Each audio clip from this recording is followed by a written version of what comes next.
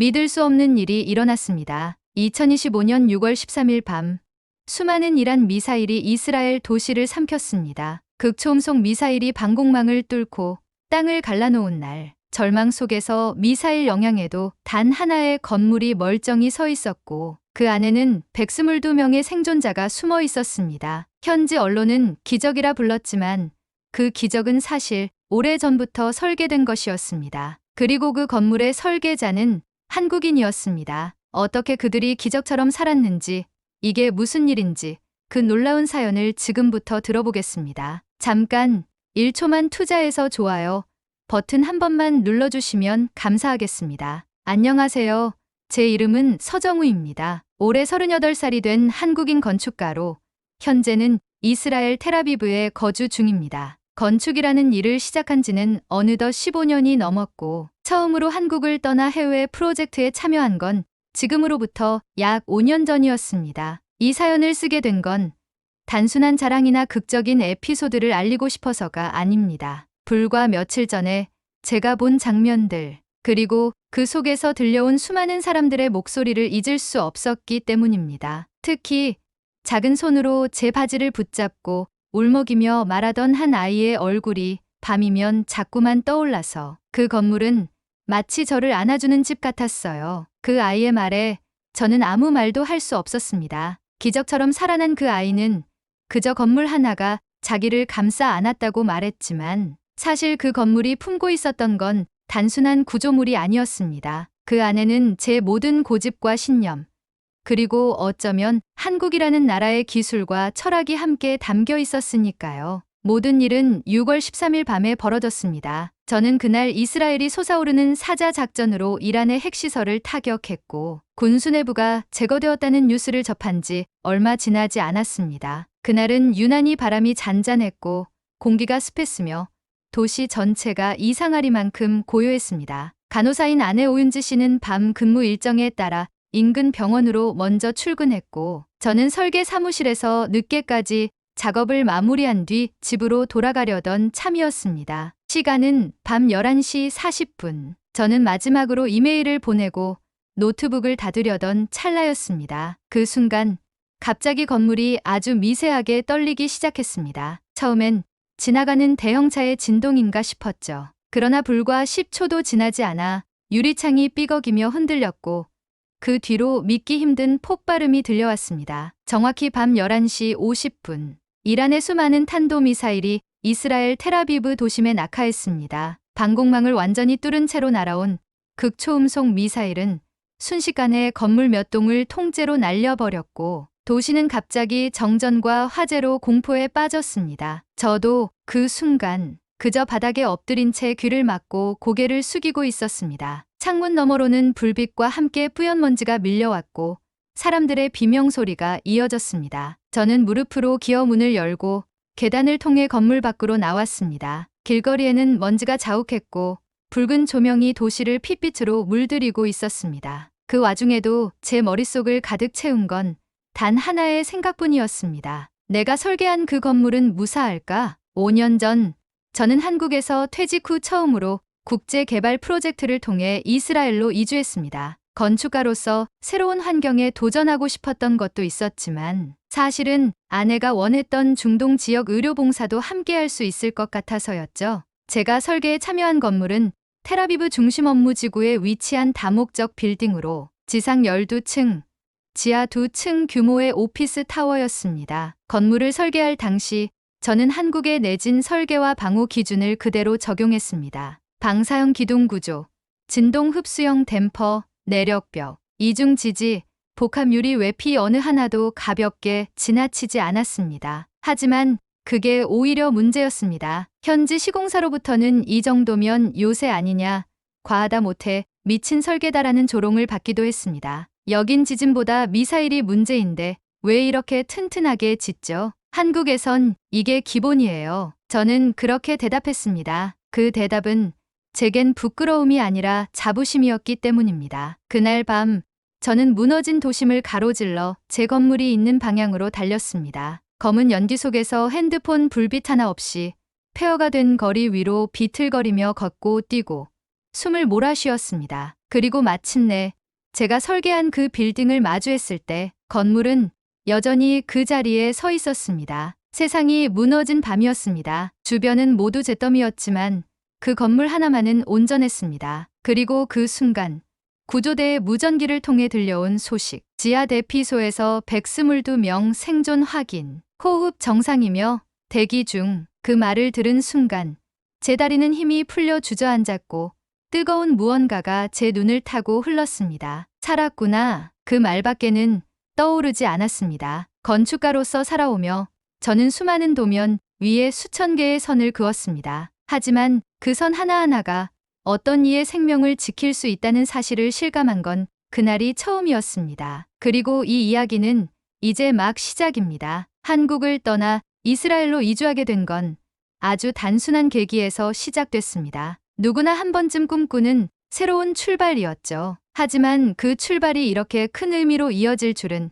그땐 정말 몰랐습니다. 당시 저는 서울의 한 구조 전문 설계사무소에서 근무하고 있었습니다. 건물의 기초 구조를 계산하고 지진이나 화재, 붕괴 같은 비상 상황에 대비한 구조 설계를 담당했죠. 대부분은 민간 빌딩이었지만 지방자치단체나 정부기관의 공공건물에도 참여해 본 경험이 있었기에 제 일에 대한 자부심은 분명했습니다. 지루하지만 정확한 계산이 중요했고 늘 최악의 상황을 가정하며 설계하는 것이 제 일의 본질이었습니다. 사실 저는 변화에 크게 목마르지는 않았습니다. 안정적인 수입, 괜찮은 동료들, 만족스러운 작업 환경 등의 모든 것이 익숙했고 평탄했죠. 그런 제 삶의 변화를 준 건 제 아내 오윤지였습니다. 아내는 대학병원 중환자실 간호사로 근무하다 의료봉사 활동에 매료되어 본인의 삶을 완전히 바꿔버린 사람이었습니다. 그녀는 어느 날 저녁 식탁에서 조심스럽게 말을 꺼냈습니다.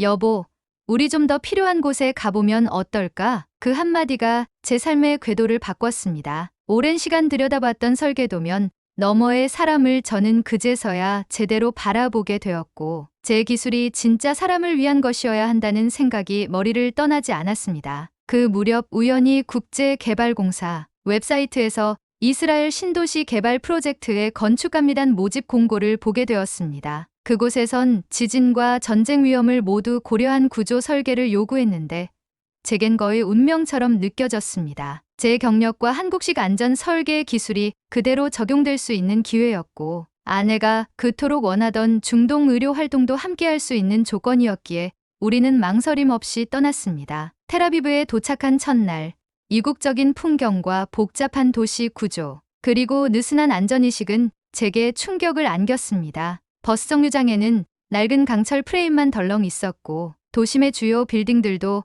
대부분 수십 년 전 기술로 지어진 것들이었습니다. 제가 맡게 된 프로젝트는 BACH 타워라는 이름의 복합 빌딩이었습니다. 지하 2층부터 지상 12층까지 의료시설과 상업시설, 주거공간이 함께 들어가는 구조였고 도시재건 상징 건물이기도 했죠. 설계 초기 회의에서 저는 말했습니다. 기초는 방사형 기둥, 외벽은 3중 복합유리, 대피소는 지하 전체를 전환형 구조로. 모두가 조용히 제 설명을 듣더니 현지 시공사 대표 일리아 바샤프가 손을 들며 말했습니다. 서정우 씨, 여긴 한국이 아닙니다. 이 정도 설계면 군용 벙커 아닙니까? 회의장은 조용히 웃음으로 가득 찼고 저는 얼굴이 붉어졌습니다. 하지만 곧바로 반문했습니다. 혹시 위험이 도사리고 있는 중동 분위기를 모르시나요? 순간 분위기가 싸해졌습니다. 그들은 다 알고 있었지만 일부러 외면하고 있었던 것입니다.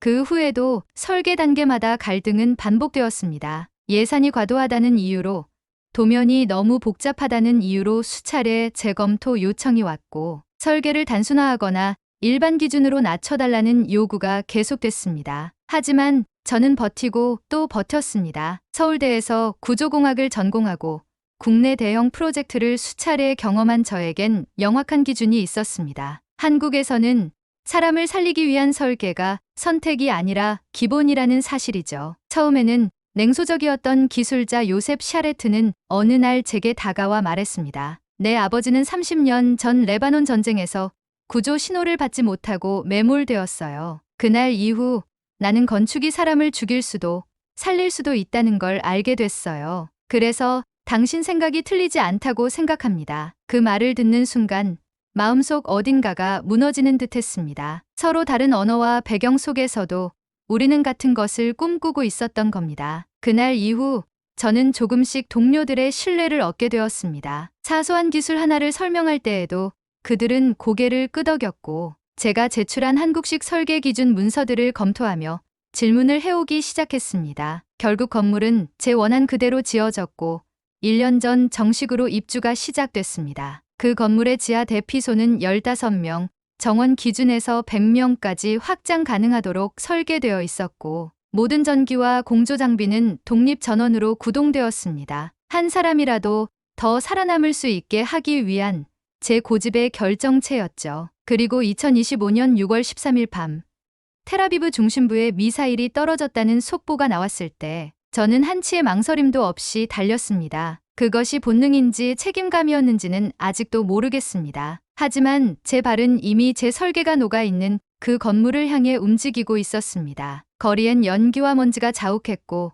경적 소리와 울부짖음이 뒤섞인 공포의 소용돌이 속에서 저는 거의 무의식적으로 건물의 위치를 향해 걸었습니다. 그 길이 얼마나 멀게 느껴졌는지 모릅니다. 불과 15분도 안 되는 거리였지만 마치 몇 시간을 걷는 듯한 착각이 들 정도로 모든 게 느리게 그리고 또렷하게 보였습니다. 길가엔 쓰러진 차량과 파손된 간판들이 가득했고 건물들 대부분은 유리창이 부서지고 외벽 일부가 무너진 상태였습니다. 그러나 도착한 순간 BACH 타워는 그 어느 것보다 당당히 마치 세상의 중심처럼 그 자리에 서 있었습니다. 주변은 처참했지만 그 건물은 오히려 더욱 단단해 보였습니다. 처음엔 멀리서 착각한 줄 알았습니다. 저는 두 눈으로 3번은 확인하고서야 제대로 숨을 돌릴 수 있었습니다. 그리고 그 안에 122명이 있다는 소식이 들려왔습니다. 지하 2층 대피소, 평소 설계 당시 무리해서 만들어 놓은 공간. 그 공간 안에 사람들이 살아 있었다는 사실은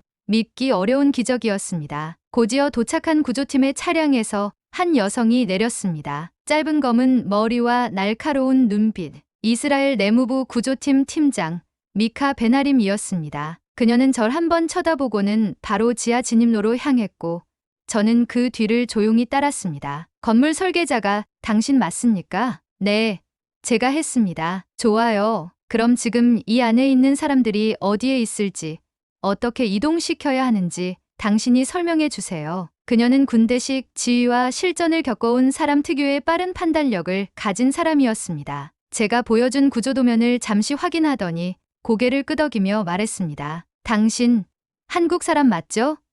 여긴 한국이 아닌데 이건 거의 방공호 수준이에요. 그 말이 왜 그렇게 울컥하게 들렸는지 모르겠습니다. 어쩌면 처음으로 누군가가 제 설계를 이해해 준 것 같은 느낌이 들어서였겠죠. 하지만 기쁨도 잠시, 문제는 생각보다 가까운 데 있었습니다. 지하 대피소 문이 열리지 않고 있었습니다. 비상전력이 정상적으로 작동했다면 자동으로 잠금이 풀렸어야 했는데 미사일 충격으로 인해 메인 발전기가 끊기고 예비 전원이 재부팅되면서 일시적으로 시스템이 멈췄던 겁니다. 미카 팀장님의 눈빛이 달라졌습니다. 서정우 씨, 이건 당신 설계입니다. 지금 이걸 못 열면 저 안에 사람들 위험할 수도 있어요. 그녀의 말이 제 가슴을 쳤습니다. 제 설계가 누군가를 구할 수도 있지만 그 반대로 누군가를 가둘 수도 있다는 걸 그 순간 처음 깨달았습니다. 우리는 구조팀과 함께 수동잠금 장치를 우회하기 위해 기계실로 들어갔습니다.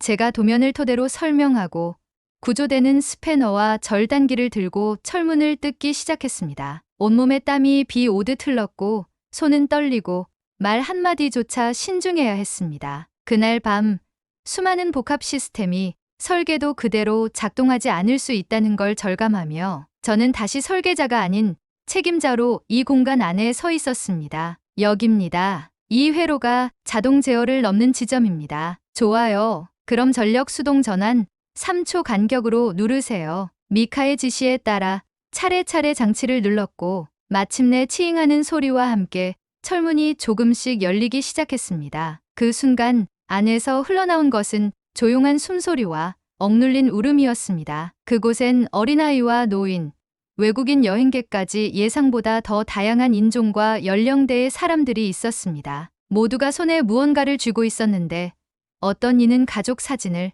어떤 이는 성경책을, 어떤 이는 아이의 신발을 붙잡고 있었습니다. 그 중에서 11살 소년 아비 샤론이 제게 다가와 속삭이듯 말했습니다. 그 건물은 마치 저를 안아주는 집 같았어요. 그 말을 듣는 순간 숨이 멎는 듯 했습니다. 모든 노력이, 모든 고집이, 그리고 모든 반대 속의 설계가 이 한마디로 보상받는 듯 했습니다. 미카는 그 광경을 지켜보며 제게 말했습니다. 이 도시는 당신에게 빚졌어요. 하지만 저는 고개를 저었습니다. 저는 한 일 없습니다. 다 구조대원분들 덕분이죠. 그 말을 남기고 저는 사람들을 뒤로하고 철문을 다시 한번 확인하며 걸어 나왔습니다. 그리고 그 순간 제 뒤에서 누군가의 울음소리가 들렸습니다. 바로 제 아내 윤지 씨였습니다. 그녀는 병원 봉사를 마치고 현장으로 급히 달려왔고 제가 살아있다는 것을, 그리고 이 건물이 사람들을 살렸다는 걸 들은 순간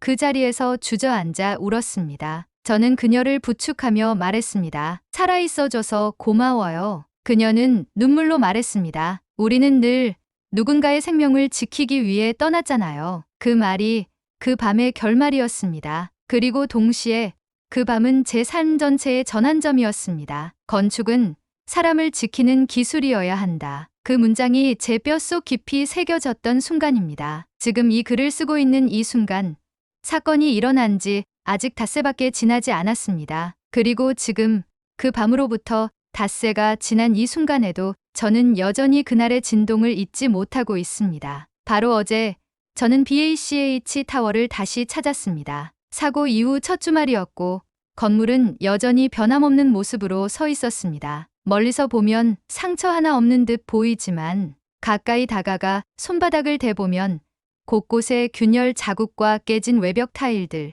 긁힌 창문 프레임이 말없이 전해주는 것들이 있습니다. 그날을 겪은 존재들만이 알 수 있는 흔적들입니다. 지하 대피소에 다시 들어서자 묘한 감정이 밀려왔습니다. 그 공간은 불과 닷새 전 수많은 사람이 죽음의 공포 속에서 하루를 버텼던 곳이었고 동시에 기적처럼 생명을 지켜낸 요새였습니다. 벽면엔 여전히 구조대가 남긴 형광 스프레이 표시가 희미하게 남아있었고 아이들이 있었던 공간에는 조그만 배낭과 물병 하나가 놓여 있었습니다. 정리되지 못한 채로 남겨진 물건 하나하나가 그날의 숨소리처럼 느껴졌습니다. 그 순간 구조된 생존자 중 몇몇이 건물 로비에 나타났습니다. 아비 샤론과 그의 어머니도 함께였습니다. 아비는 저를 보자 망설임 없이 달려와 안겼고 그의 어머니는 말없이 고개를 숙이며 두 손을 맞잡았습니다. 그 아이는 다시 제게 노트를 내밀며 말했습니다. 이건 제 비밀 노트예요. 그런데 지금은 비밀이 아니어도 괜찮아요. 많은 사람들이 이 이야기를 알아도 괜찮아요. 노트에는 그날 대피소 안에서 본 것들과 느낀 것들을 짧은 글과 그림으로 기록한 흔적이 있었습니다. 저는 페이지를 넘기다 한 문장에서 손이 멈췄습니다. 그 건물은 저를 대신 울어줬어요. 그 문장을 본 순간 저는 더 이상 아무 말도 할 수 없었습니다. 어른도 감당하기 어려웠을 공포의 순간을 그렇게 섬세하게 적어낸 아이 앞에서 제 설계가 생명을 지켰다는 사실보다도 누군가의 감정을 품어줄 수 있었다는 사실에 처음으로 깊은 숨을 내쉬었습니다. 아내 오윤지는 지금도 임시진료소에서 봉사를 이어가고 있습니다. 그녀는 틈날 때마다 저에게 영상통화를 걸어와 오늘 만난 환자들의 이야기, 힘들어하는 가족들, 그리고 살아남은 사람들의 작고 소중한 일상을 이야기해 줍니다. 오늘은 어떤 할머니가 당신 남편이 만든 건물에서 살았다며 도시락을 싸오셨어요. 그녀는 웃으면서 말했지만 화면 너머 그녀의 눈동자엔 늘 눈물이 고여 있었습니다. 그럴 때마다 저는 화면을 보며 말했습니다. 여보, 잘했어. 정말 잘했어. 텔아비브 시의회는 긴급 조례를 통해 주요 기반 시설의 건축 기준을 한국식 내진 및 방호 설계로 전환하기로 했고 저는 그 기준 수립 위원회의 자문 건축가로 임명됐습니다. 이전 같았으면 영광이라 여겼겠지만 지금은 묵직한 책임으로 다가왔습니다. 제가 제안한 첫 기준서의 표지에는 이렇게 적혀 있었습니다. 기본이 생명을 지킨다. 며칠 전 건축학과 학생들 몇 명이 저에게 메일을 보냈습니다. 그들 중 하나는 이렇게 썼습니다. 선생님, 저희는 이제 건축을 더 이상 디자인이라고 부르지 않습니다. 저희는 사람이 안전하게 살 수 있는 환경을 만드는 일이라 부릅니다. 그 말을 읽고 저는 눈을 감고 오래도록 그 문장을 되새겼습니다. 생각해보면 그날 밤이 제게 남긴 건 단지 구조된 숫자나 언론의 조명이 아니었습니다. 오히려 건축이 사람의 생명을 담는 그릇이라는 본질을 다시 깨닫게 해준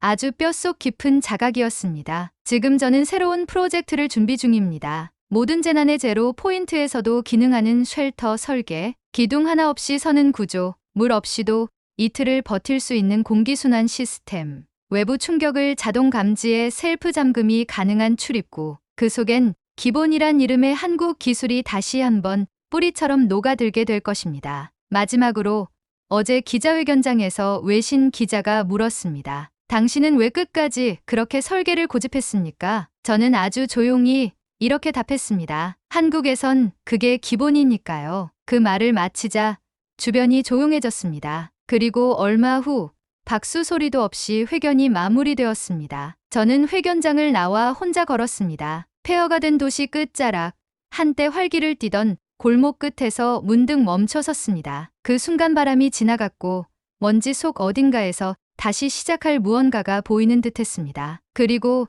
저는 속으로 이렇게 중얼거렸습니다. 다시 시작하자. 이번에도 사람을 지키기 위한 공간부터. 여러분은 어떻게 생각하시나요? 이런 일이 벌어졌다는 사실 믿기시나요? 여러분의 생각을 댓글로 남겨주세요. 이야기의 여운을 함께 나누고 싶습니다. 이런 감동적인 이야기 앞으로도 계속 전해드릴게요. 구독과 좋아요는 저에게 큰 힘이 됩니다. 다음 이야기가 궁금하시다면 알림 설정도 잊지 마세요.